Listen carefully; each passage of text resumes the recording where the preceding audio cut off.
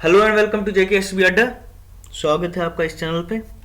आज जो हम इतने दिनों से पढ़ते आ रहे थे, जिसको हम जम्मू एंड कश्मीर की हिस्ट्री का नाम जिसको हमने दिया था, वो आज हमारी ख़त्म हो जाएगी। ठीक है, क्योंकि आज लास्ट चैप्टर है, इसका लास्ट पॉइंट्स है इसके, तो इसी को हम कंटिन्यू करते हैं। और मैंने जहाँ पे छोड़ा हुआ था हर दिन की तरह वहीं से मैं स्टार्ट करता हूँ।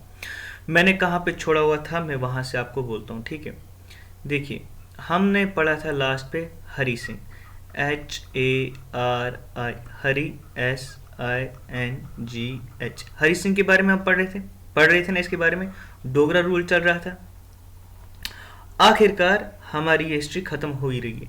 देखो यहाँ पे मैं आपको कुछ बातें पहले बोलूँ, क्योंकि लास्ट लेक्चर है तो इसीलिए मैं यहाँ पे थोड़ी सी बातें दो तीन बोल दूँ। जब यहाँ पे कश्मीर की हिस्ट्री हम पढ़ रहे हैं, इंडिया में भी कुछ पैरेलल हो रहा था। इंडिया भी पहले स्टार्टिंग में ब्रिटिशर्स के अंडर था, ये भी अपनी आज़ादी के लिए लड़ रहा था। ठीक है, अब जब हम यहाँ पे पहुँचे तब तक इंडिया भी आज़ाद होने पे आया। 1947 टू 1950 का फेज इस टाइम चल रहा है, जहाँ पे हम इस टाइम बात कर रहे हैं डोगरा रूल की। ठीक है, इस फेज में क्या था, इंडिया में भी कुछ हो रहा था, इस साइड से भी कुछ हो रहा था। यानी एक क्वीन के दो एस्पेक्ट्स आप देखो, एक ये वाला साइड है, दूसरा ये वाला साइड है। ये वाला साइड जो है ये कश्मीर वाला साइड है जो हम पढ़ रहे हैं, दूसरा साइड जो है वो इंडिया वाला साइड है जो हम पढ़ नहीं रहे हैं। लेकिन यहाँ पे भी कुछ हो रहा है जिसका इन्फ्लुएंस यहाँ पे ज़रूर हो रहा था। ठीक है, इतना है समझ में। अब मेरा बोलने का ये मतलब है, कुछ पॉइंट्स मैंने भी छोड़े होंगे। ऐसा नहीं है कि मैंने सारी चीज़ें पढ़ाई होगी, मैंने सिर्फ मोटे मोटे बड़े बड़े पॉइंट्स बोले जो इम्पोर्टेंट है।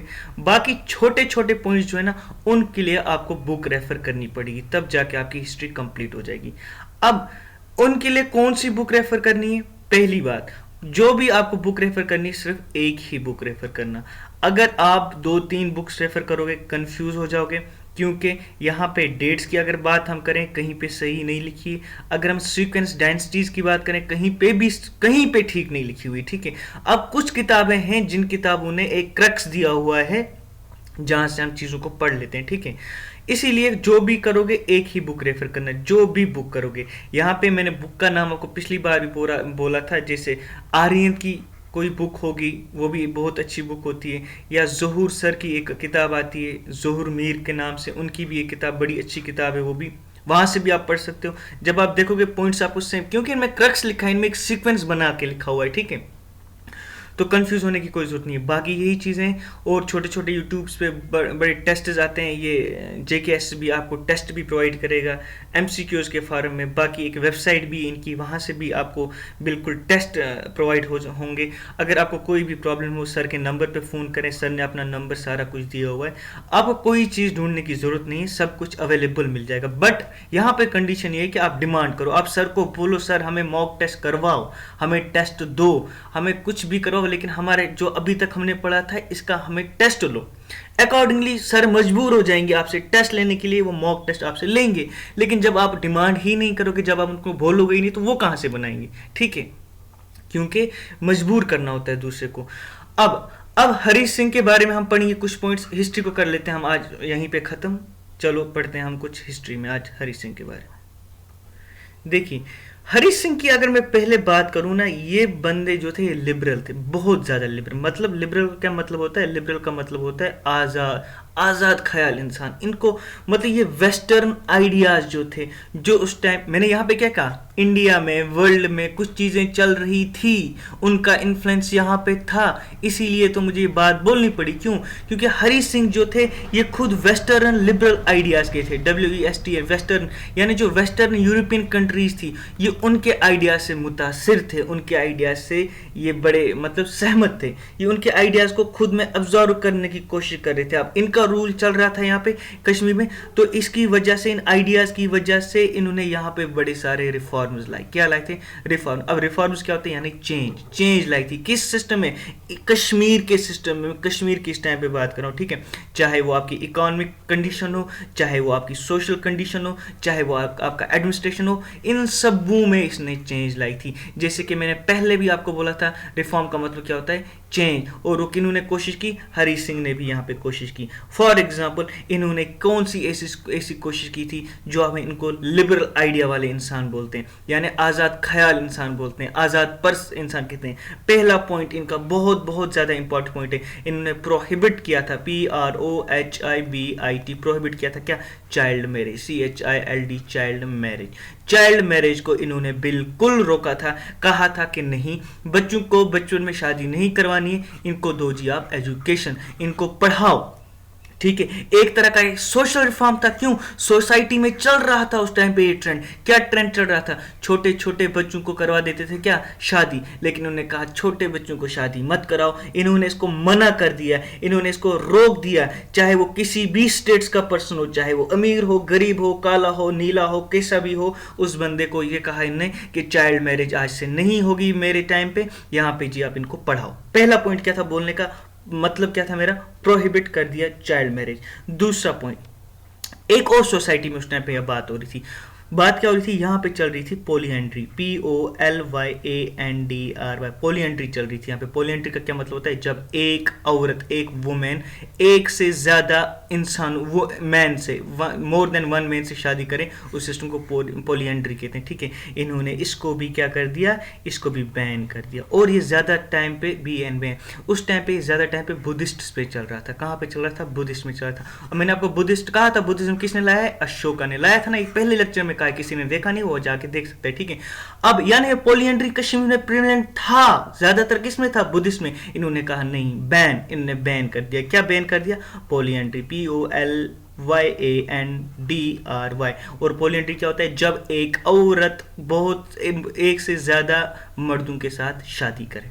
इतना समझ में आया, हरी सिंह की दो बातें समझ में आ गई। ये बाकी जो मैंने यहाँ पे डिटेल बोली इसको भूल जाओ, यहाँ पे आ जाओ। पहला पॉइंट, इन्होंने चाइल्ड मैरिज प्रोहिबिट कर दिया था, इन्होंने बैन पोलियंड्री सिस्टम को कर दिया था। पॉइंट नंबर 3, इसको क्लियर करके मैं लिखता हूँ, पॉइंट नंबर 3, एक मिनट, हाँ जी, पॉइंट नंबर 3 हरी सिंह के बारे में क्या है, पॉइंट नंबर 3। अब जब इन्होंने कहा था एजुकेशन दो, बच्चों को एजुकेशन दो, उस एजुकेशन के लिए हरी सिंह ने पास किया COMPULSORY, compulsory primary, PRIMARY, primary education act. क्या किया पास, प्राइमरी एजुकेशन एक्ट, ये इन्होंने स्कूल्स में पास किया। किन्होंने, हरी सिंह ने। ये याद रखना। देखो अब बन गया ना यहाँ पे सीक्वेंस से, सीक्वेंस क्या बना, बच्चों को चाइल्ड मैरिज नहीं करनी है, बच्चों को चाइल्ड मैरिज नहीं करनी तो क्या करना है, बच्चों को एजुकेशन देना है। एजुकेशन कैसे देंगे, इन्होंने उसके लिए पास किया एक्ट जिसको कहते हैं कंपल्सरी प्राइमरी एजुकेशन एक्ट। ये भी समझ में आ गया, गुड।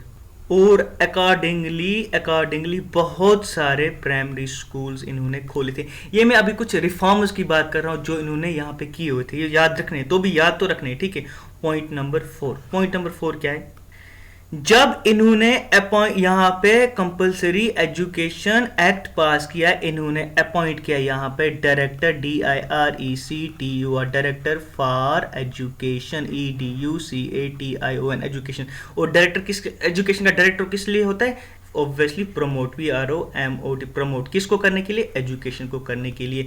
यानी जो आज आप यहाँ पे डायरेक्टर ऑफ स्कूल एजुकेशन देख रहे हो ना, जब भी आप इसका नाम सुनते हो ना, ये यहाँ पे पोस्ट किसने क्रिएट की थी, ये हरी सिंह ने क्रिएट की थी। देखो सीक्वेंस क्या बना, चाइल्ड मैरिज की इन्होंने बैन, बोला एजुकेशन दो, एजुकेशन के लिए इन्होंने कंपल्सरी एक्ट लाया, कंपल्सरी एक्ट के लिए इन्होंने डायरेक्टरेट ऑफ स्कूल एजुकेशन लाया। इजी सीक्वेंस बन गया, याद रखना है। ये इनके रिफॉर्म्स है जो इन्होंने चेंज किए, ठीक है। अब नेक्स्ट बात, इनके टाइम पे एक और 5वीं बात लिखो, Jammu and Kashmir bank, BANK bank establish हुआ था अकॉर्डिंगली 1938 में, ठीक है। और इसका हेडक्वार्टर अगर पूछा जाए, जम्मू एंड कश्मीर बैंक का हेडक्वार्टर कहाँ पे, दैट इज कहाँ पे, श्रीनगर में, ठीक है। श्रीनगर में इसका हेडक्वार्टर है, डल लेक के किनारे, ठीक है। ये भी याद रखना। अकॉर्डिंगली चलते हैं आगे, और कुछ पॉइंट्स बताता हूं मैं। पॉइंट नंबर नेक्स्ट, इन्होंने यहां पे इसके टाइम पे हाई कोर्ट बना था, HIGH, high COURT, high court, कब, 1929। जब यहां पे हाई कोर्ट बना तो हाई कोर्ट में कोई ना कोई जज होगा, कोई ना कोई चीफ जस्टिस होगा, है ना। इसीलिए जब यहां पे 1929 में हाई कोर्ट बना तो यहां पे पहला जो चीफ जस्टिस था of Jammu and Kashmir high court का, वो बड़ा इंपॉर्टेंट बन जाता है, याद रखना। उसका नाम था LALA, लाला, KANWAR, कंवर सैन, लाला कंवर सेन इसका नाम था, ठीक है। अब ये चीफ जस्टिस थे हाई कोर्ट के, और एक ही चीफ जस्टिस होता है, ठीक है। जैसे सुप्रीम कोर्ट का chief justice of supreme court है ना, चीफ जस्टिस ऑफ इंडिया जिसको हम कहते हैं, उस टाइम पे यहाँ पे chief justice of Jammu and Kashmir bank हुआ करता था, जिसका क्या नाम था, लाला कंवर सेन। और दो जज इनके साथ हुआ करते। दो जज कौन थे, पहले दो याद होने चाहिए। एक का नाम था BODH बोध राज, SAHNI बोध राज सानी, और एक तीसरा जज ये खुद chief justice of Jammu and Kashmir थे। कौन, ये बंदे चीफ जस्टिस। इनके साथ दो जज थे, एक का नाम था बोध राज सानी, दूसरा था जिनका नाम था AGHA आगा हसन, HASSAN हसन। ये भी बड़ा इंपॉर्टेंट है, ये याद रखना, ठीक है। चलते हैं आगे। एक और पॉइंट है यहाँ पे 1927 का, एग्जाम में तो पूछा नहीं जाएगा क्योंकि खत्म हो गया। क्या हुआ खत्म, इनके टाइम पे STATE state SUBJECT subject introduce हुआ था। किन्होंने इंट्रोड्यूस कराया था, हरी सिंह ने। लेकिन अब ये पूछा नहीं जाएगा क्योंकि अब ये खत्म हो गया। इसकी जगह पे हमारे पास आज एक नई चीज़ है जिसको हम कहते हैं DOMICILE डोमिसाइल, CERTIFIC सर्टिफिकेट। ये सारा किस्सा कब हुआ, 370 खत्म होने के बाद। जब 370 खत्म हुआ उसके साथ ये स्टेट सब्जेक्ट भी खत्म हुई। मे भी ये क्वेश्चन तो पूछा नहीं जाएगा, बट याद रखने में क्या है, रख दो याद। 1927 में स्टेट सब्जेक्ट हरी सिंह के टाइम पे इंट्रोड्यूस हो गया था। इतना समझ में आ गया, गुड। बीच में ही एक और बात हो जाती है, ये हिस्ट्री की तरह याद रखो, ऐसे ही याद रहेगी। क्या होता है, 1932 में 1932 में किसी बुक में 1931 भी लिखा है। अब ऑप्शन देखना है, वैसे ये क्वेश्चन भी नहीं आएगा। लेकिन एक पार्टी बनी थी इंडिया में जिसका नाम था all Jammu and Kashmir MUSLI Muslim CONFERENC conference. ये बनाई थी शेख SHEIKH शेख OABDULLH अब्दुल्ला ने। शेख अब्दुल्ला साहिब ने एक पार्टी बनाई जिसका नाम रखा all Jammu and Kashmir Muslim conference. लेकिन कुछ टाइम के बाद इसी पार्टी का नाम चेंज हो गया। क्या हो गया, चेंज हो गया। 11 जनवरी 1939, और यहाँ पे मैं लिखता हूँ 1938 क्योंकि दो डेट्स मैंने भी देखी हैं बुक्स में, इसीलिए मैं दो डेट्स लिखता हूँ। इसी पार्टी का नाम क्या रख दिया था, national NATIONAS national CONFERENC conference. All Jammu and Kashmir Muslim conference जो शेख अब्दुल्ला साहिब ने बनाई थी उसको रख दिया नाम नेशनल कॉन्फ्रेंस। इसके पीछे थोड़ी सी मैं एक कहानी बोलता हूँ आपको, सुनो कहानी क्या है। जब जवाहरलाल नेहरू उस टाइम पे इंडिया में थे, इनके पास चले गए शेख मोहम्मद अब्दुल्ला। इन्होंने इसको कहा मैंने पार्टी बनाई। जवाहरलाल नेहरू ने कहा पार्टी का नाम क्या रखा, इन्होंने कहा मैंने रखा उसका नाम ऑल मुस्लिम कॉन्फ्रेंस। इन्होंने कहा ये गलत नाम है। फिर जब इन्होंने कहा ये गलत नाम है, शेख मोहम्मद अब्दुल्ला ने कहा क्यों गलत नाम क्यों है, बोला आप यहाँ पे इसका मतलब आप सिर्फ मुस्लिम्स के लिए ये पार्टी बना रहे हो। बोला मतलब, बोला आपने नाम ही रखा है इसका all Jammu and Kashmir Muslim conference, इसका मतलब आप सिर्फ मुस्लिम के लिए कॉन्फ्रेंस बना रहे हो। लेकिन इन कश्मीर में मुस्लिम भी है, सिख भी है, क्रिश्चियन भी है, हिंदू भी है, वहां पे इतने सारे हैं, आप इस मुस्लिम वर्ड को काट दो। फिर अकॉर्डिंगली 1939 में या किसी बुक में 1938 रखा है। इसी दिन इस पार्टी का नाम चेंज होके हो जाता है नेशनल कॉन्फ्रेंस। ऐसे याद रखना है, यानी अब जब मुस्लिम वर्ड इसमें से हट गया और नाम पड़ गया सिर्फ नेशनल कॉन्फ्रेंस, इसका मतलब ये मुस्लिम्स के लिए भी है, ये सिख्स के लिए भी है, ये क्रिश्चियंस के लिए भी है, ये हिंदूज के लिए भी है, और जो भी सोसाइटी के एलिमेंट है सबों के लिए। आगे समझ में इंपॉर्टेंट है, याद रखना। चलते हैं आगे जाके डोगरा रूल की ये हालत हो जाती है कि डोगरा रूल गिरना स्टार्ट हो जाता है, यानी डिक्लाइन, DECL डिक्लाइन होने लग जाता है। किसका, डोगरा रूल का। क्यों हो रहा है, क्योंकि उस टाइम पे करप्शन बढ़ रहा था, अनएम्प्लॉयमेंट बढ़ रही थी, बहुत हालात खराब हो रहे थे। उस वजह से यहाँ पे डोगरा रूल खत्म होने लग रहा था, ठीक है, इतना याद रखना।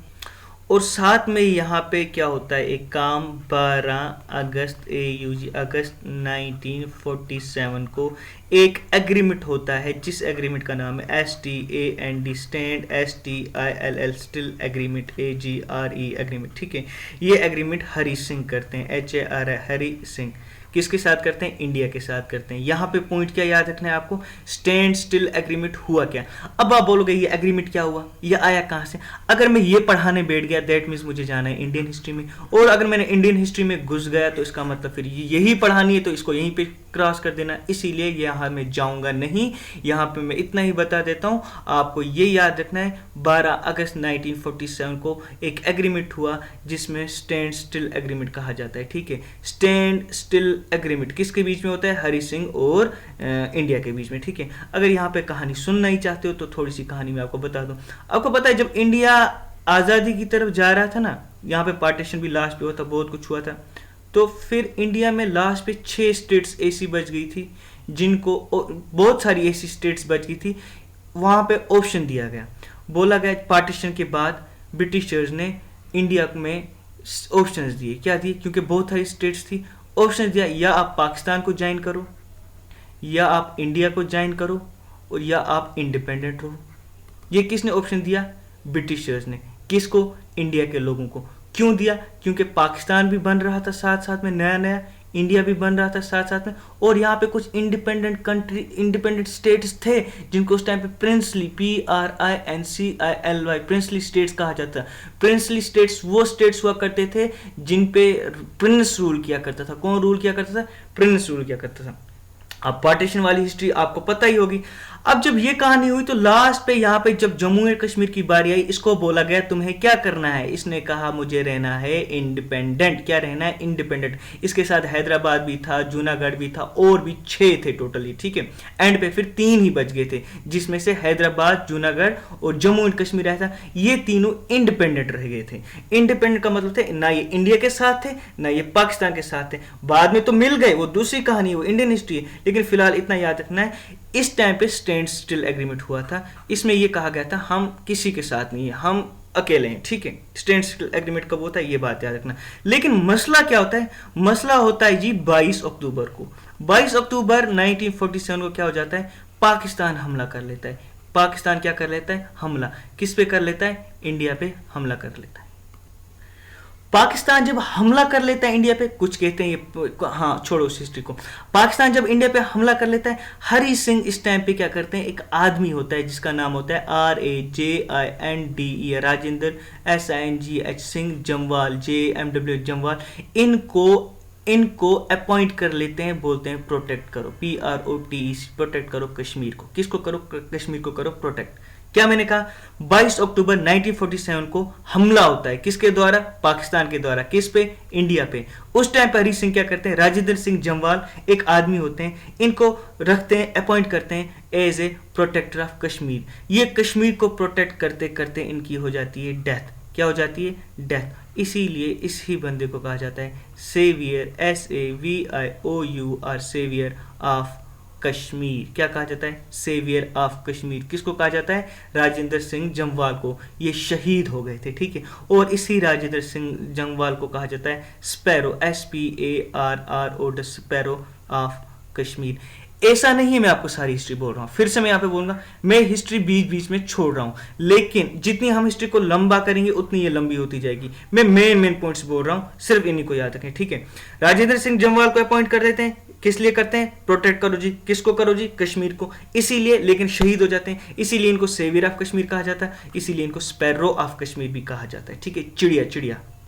साथ में यहाँ पे इंडिया को मैसेज आती है कि जी हमें भेजो जी अपनी आर्मी। क्या भेजो? हमें आर्मी चाहिए आपकी। इंडिया वाले बोलते हैं क्यों चाहिए आर्मी? इंडिया वालों को यहाँ से बोलते हैं हमें जी पाकिस्तान ने हमला किया है। इंडिया वाले बोलते हैं ठीक है हम आपको आर्मी भेजेंगे, लेकिन एक शर्त पे। ये बोलते हैं कौन सी शर्त? वो बोलते हैं हमारे साथ करो जी आप इंस्ट्रूमेंट ऑफ एसेशन साइन। क्या करो जी? Sign instrument of accession, ACCESSION, accession, यानी आप हमारे साथ मिल जाओ। क्या हो जाओ? हमारे साथ मिल जाओ। अब ये जो आप इंडिपेंडेंट रह रहे हो वो नहीं चलेगा, आप एक काम करो, आप हमारे साथ मिल जाओ, हम आपको आर्मी भेज देते हैं, सिंपल। तो अकॉर्डिंगली क्या होता है? हरि सिंह, HARI, हरि सिंह और उस टाइम पे इंडिया में होते हैं Lord, LORD, Lord Mount, MOUNT, Mount Batten, BATTEN, Batten. इन दोनों के बीच में सक्सेसफुली 26 अक्टूबर 1947 में हो जाता है इंस्ट्रूमेंट ऑफ एसेशन साइन, यानी आज से हैं हम आपके पार्ट। किसके पार्ट? इंडिया के पार्ट। इतना समझ में आया? इंस्ट्रूमेंट ऑफ एसेशन कब साइन होता है? 26 अक्टूबर 1947 को। बड़ा इंपॉर्टेंट है, ये याद रखना। हमारी आर्मी तो फिर आ ही जाती है, वो तो पाकिस्तानियों को भगा देती है, पाकिस्तान भी चले जाते हैं यहाँ से, पाकिस्तान वाले भी चले जाते हैं। और अकॉर्डिंगली इसी के अगले दिन यानी 27 अक्टूबर 1947 को जो जम्मू एंड कश्मीर था ये पार्ट बन जाता है किसका, INDI, इंडिया का, ठीक है। और फिर हमारा अपना PM, अपना गवर्नर वगैरह आ जाता है, क्योंकि यह हमें कुछ चीज़ों के बदले में मिली थी, वो मैं बताता हूँ, वो सुनो आप, ठीक है। अब किसका पार्ट बन गया ये, जम्मू एंड कश्मीर इंडिया का पार्ट बन गया। अब हरी सिंह क्या काम करते हैं, HARI, हरी सिंह क्या काम करते हैं, जम्मू एंड कश्मीर किसका पार्ट बन गया। पहले क्या था ये, पहले प्रिंसली स्टेट था। कौन सा स्टेट, प्रिंसली स्टेट, ना इंडिया का पार्ट था ना पाकिस्तान का पार्ट था, यानी ये अकेला था, प्रिंसली स्टेट था, यहाँ पे प्रिंस राज किया करते थे। लेकिन अब क्या हुआ, जब आर्मी ने अटैक किया तो इसको अकॉर्डिंगली किसका पार्ट बनना पड़ा, इंडिया का पार्ट बनना पड़ा। क्यों, इंस्ट्रूमेंट ऑफ एसेशन साइन किया कब, 26 अक्टूबर 1947 को। जब इन्हें साइन किया इंडिया एक स्टेट बन गई, अच्छे से स्टेट बन गई, तो हरी सिंह यहाँ पे अपॉइंट करते हैं प्राइम मिनिस्टर। और जो फर्स्ट प्राइम मिनिस्टर होता है उनका नाम होता है JUSTIC, जस्टिस मेहर, MAHR मेहर चंद, CHAND चंद, महाजन MAHAJAN महाजन, ठीक है। जस्टिस मेहर चंद महाजन पहले प्राइम मिनिस्टर कहाँ के बन जाते हैं, वो बन जाते हैं जी कश्मीर के, ठीक है। और जो यहाँ के पहले सदर, उस टाइम पे सदर रियासत हुआ करता था, SADRE सदर रियासत, RAYASAT रियासत, जिसको आप आज गवर्नर कहते हो, ठीक है। और जो पहला गवर्नर बना उस टाइम पे उनका नाम था करण, KARN, करण SINGH, क्या बना, करण सिंह, ठीक है। और शेख मोहम्मद अब्दुल्ला जो था वो भी उस टाइम वहीं पे थे, लेकिन 5 मार्च 1948 को शेख अब्दुल्ला जो होते हैं ये बन जाते हैं सेकंड प्राइम मिनिस्टर, कहाँ के, जम्मू एंड कश्मीर के। समझ में आया, हरी सिंह ने अपॉइंट किया प्राइम मिनिस्टर को। पहला प्राइम मिनिस्टर कौन इंडिया में बना, कश्मीर में बना, जस्टिस मेहर चंद महाजन। सदर रियासत कौन बना, यानी गवर्नर करण सिंह। और जो शेख अब्दुल्ला था ये कहाँ चला गया, ये इसको एक्चुअल बीच में इमरजेंसी हेड, इमरजेंसी डिपार्टमेंट एक हुआ करता था, उसका हेड बना दिया गया था, लेकिन हमें वो तो एग्जाम में नहीं पूछेंगे, लेकिन इसको ये पूछ सकते हैं कि second prime minister Jammu and Kashmir का कौन था, वो था शेख मोहम्मद अब्दुल्ला। कब बना था, 5 मार्च 1948 को। आगे समझ में, चलते हैं आगे।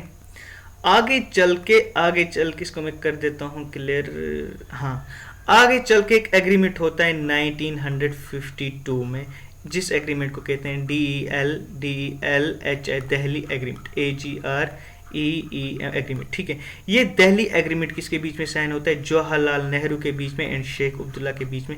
इस एग्रीमेंट में क्या कहा जाता है, इस एग्रीमेंट में जवाहरलाल नेहरू कहते हैं शेख अब्दुल्ला को, भाई आप एक काम करो, आप हमें कुछ दो, हम आपको कुछ देंगे। शेख अब्दुल्ला बोलता है वो कुछ क्या है, जवाहरलाल नेहरू कहते हैं आप अपना हमें डिफेंस सिस्टम दो, आप हमें अपना फॉरेन सिस्टम दो, आप यानी वार सिस्टम, आप हमें अपना कम्युनिकेशन सिस्टम दो, ये 3 सिस्टम आप हमें अंडर कर दो, हम आपको इसके बदले में कुछ देंगे। शेख अब्दुल्ला कहते हैं आप हमें इसके बदले में क्या दोगे, जवाहरलाल नेहरू कहते हैं हम आपको इसके बदले 370 देंगे। क्या देंगे, आर्टिकल 370। और जब हमने ये 3 चीज़ें हवाले कर दी इंडिया के, और अकॉर्डिंगली हमें उसके बदले में क्या मिला था, 370। 370 क्या है, इस पर भी मैं कभी लेक्चर बना के आपको बोलूँगा, स्कॉलरशिप के बारे में बोलूँगा, लैंड के बारे में बोलूँगा, एम्प्लॉयमेंट के बारे में बोलूँगा, बहुत चीज़ें बोलूँगा, लेकिन अभी कश्मीर की हिस्ट्री पे फोकस रखो।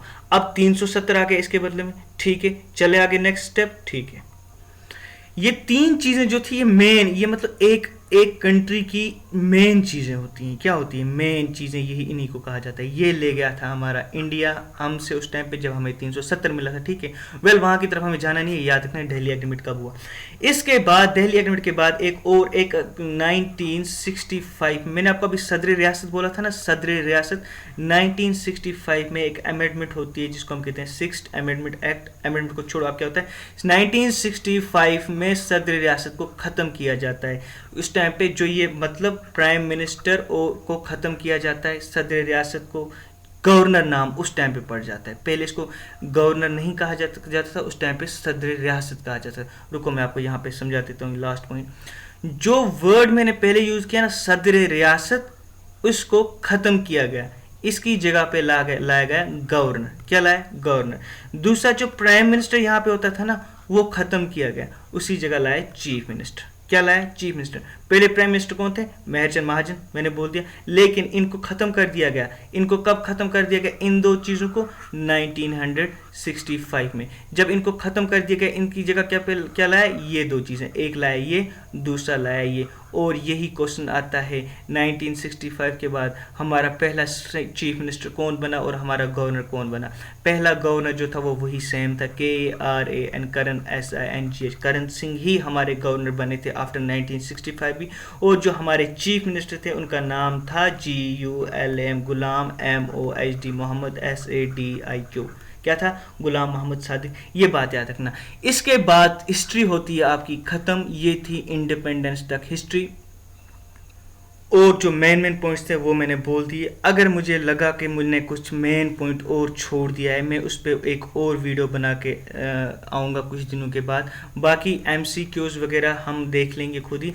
जो अभी तक चीज़ें पढ़ी है इनको सीक्वेंस में पढ़ो, इनको रिवाइज करो, टेंशन MCQs की मत लो। सर को फ़ोन करो, हमें मॉक टेस्ट चाहिए, हमें ये चाहिए, जो भी आपको चाहिए होगा उसको उन्हें फ़ोन कीजिए। आप हमें भी कांटेक्ट करें अगर ज़रूरत पड़े तो। बाकी रिवाइज करें, ठीक है? ज़रूरत हुई तो हम और मिलेंगे। Thank you.